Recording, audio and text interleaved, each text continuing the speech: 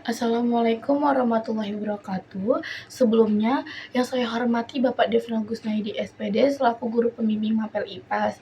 Perkenalkan, nama saya Askarana Aprilia Rama dari 10 TKJ Telkom. Izinkan saya untuk menjelaskan tugas saya yang berjudul Analisis Pengaruh Ekonomi terhadap Sumber Daya Manusia menuju Indonesia Emas 2045. Sebelumnya, saya ingin menjelaskan latar belakang terlebih dahulu.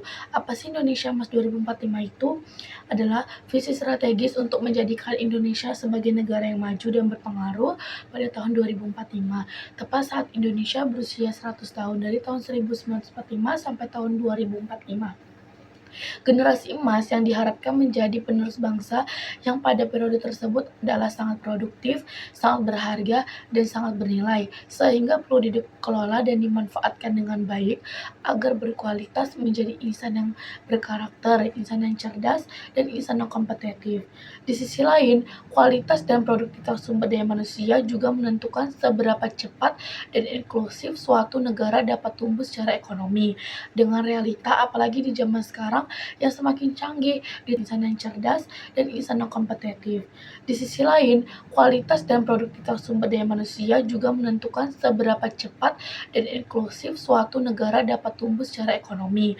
Dengan realita, apalagi di zaman sekarang yang semakin canggih di tahun 2025, di mana pekerjaan sekarang sudah menggunakan serba HP atau serba digital.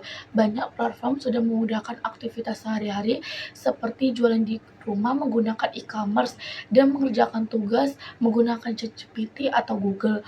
Orang tua tidak perlu mengajarkan anaknya lagi.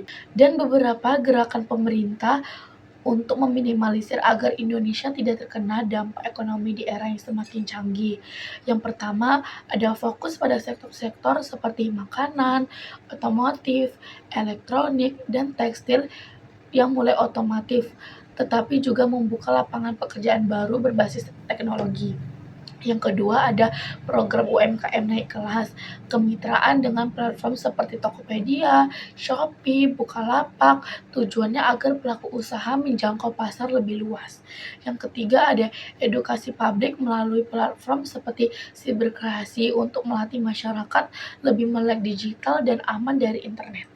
Baik, saya akan menjelaskan poin-poin penting yang ada di materi saya. Yang pertama ada investasi pada pendidikan dan pelatihan. Meskipun akses pendidikan meningkat, kualitasnya masih belum merata.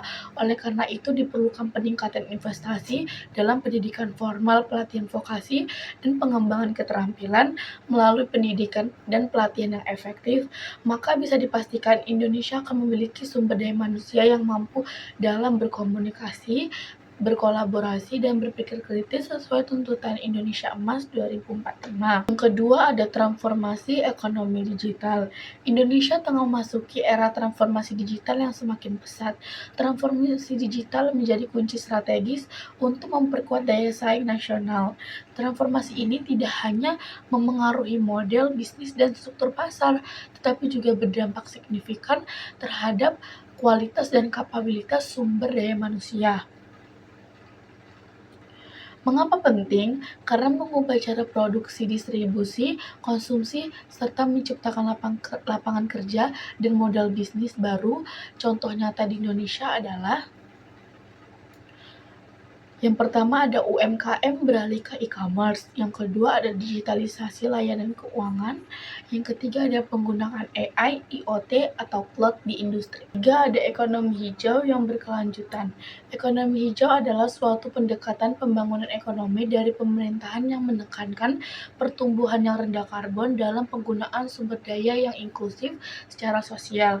Tujuannya adalah menciptakan kesejahteraan jangka panjang tanpa mengeksploitasi sumber daya alam secara berlebihan atau merusak lingkungan. Beberapa contoh gerakan pemerintah yang sudah dilakukan di beberapa desa yang tersebar di Indonesia.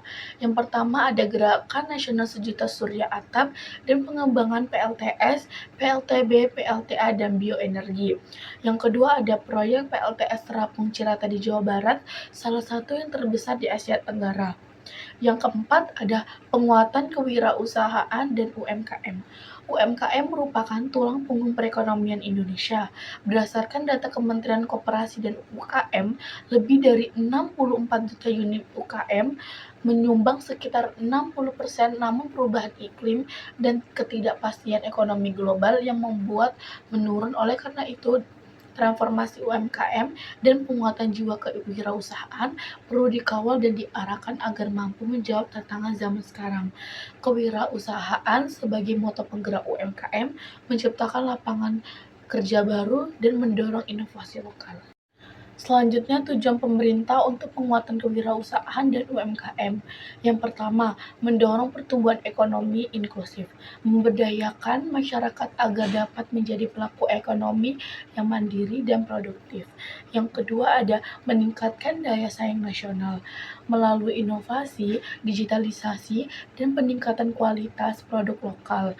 Yang ketiga, ada mewujudkan visi Indonesia Emas 2045 dengan menjadikan UMKM dan kewirausahaan sebagai penggerak ekonomi berbasis potensi lokal dan teknologi. Selanjutnya yang kelima, penciptaan lapangan pekerjaan. Saat ini penduduk Indonesia didominasi oleh generasi Z dan generasi milenial yang memiliki rentan usia 16 sampai 40 tahun serta dikategorikan sebagai usia produktif di era sekarang. Ekonomi tidak lagi berjalan secara konvensional. Teknologi digital, otomatisasi, kecerdasan buatan AI sudah mengubah struktur dunia. Hal ini mempengaruhi jenis pekerjaan yang tersedia, keterampilan yang dibutuhkan. Anak muda juga harus mampu beradaptasi dan berinovasi di tengah perubahan ekonomi. Faktor penyebab sulitnya mencari kerja menuju Indonesia Emas 2045 adalah yang pertama, persaingan yang semakin ketat. Banyak perusahaan-perusahaan yang mengambil atau merekrut karyawan-karyawan dari luar kota dengan alasan karyawan produk lokal sangat bermalas-malasan dan menyepelekan waktu